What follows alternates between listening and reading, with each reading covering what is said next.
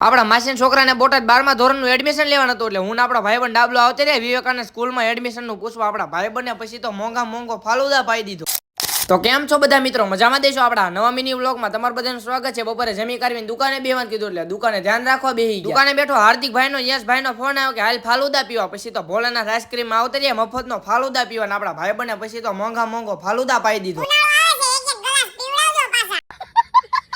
ત્રણેય ભાઈઓ ફાલુદા પી લીધો. ગાડી કાઢી નીકળી ગયા ઘર બાજુ. આવતા રહ્યા હાર્દિકભાઈ ઘરે. હાર્દિકભાઈ તો વાંચવા બેસી ગયા. આપણે ડાબલાને ઘરે જવાનું હતું. ગાડી કાઢી નીકળી ગયા ડાબલાને ઘર બાજુ. આવતા રહ્યા ડાબલાને ઘરે. અહીંયા તો ડાબલો ને આપણા પાથુભાઈ બે દુકાને બેઠા. મારે ને ડાબલાને રામ વેડિંગ માં જવાનું હતું. ગાડી કાઢી નીકળી ગયા રામ વેડિંગ માં. આવતા રહ્યા આપણા ભાઈબંધ પાસે રામ વેડિંગ માં બે ઘડી બગડી હુવાણું કર્યું. વિવેકાનંદ સ્કૂલ માં જવાનું હતું. નીકળી ગયા વિવેકાનંદ સ્કૂલ માં. આવતા રહ્યા હું આપણો ભાઈબંધ ડાબલો વિવેકાનંદ સ્કૂલ માં. પછી તો ઓફિસ આવીને બધા ડોક્યુમેન્ટ કયા લાવવાના એ પૂછી લીધું. બધી વાતચીત થઈ ગઈ. ગાડી કાઢી નીકળી ગયા ડાબલાને ઘર બાજુ. પછી તો ડાબલાને ઘરે મૂકવા આવતા રહ્યા. ભાઈબંધ ડાબલાને ઘરે ઉતારી દીધો. ગાડી કાઢી નીકળી ગયા ઘર બાજુ.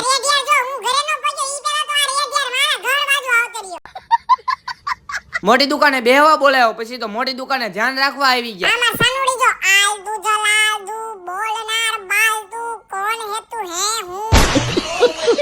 બીએ ની પાકી બુક લખવાની હતી એટલે ઘરે આવીને મોબાઈલમાં શાળા મિત્ર ખોલ્યું ને પાકી બુક લખવા બેહી ગયા. લેસન પૂરું થઈ ગયું. ટીવી ચાલુ કર્યું ને માયાભાઈ ના વિડીયો જોવા માંડ્યા. તમે બધા ફોલો તો કરી નાખો.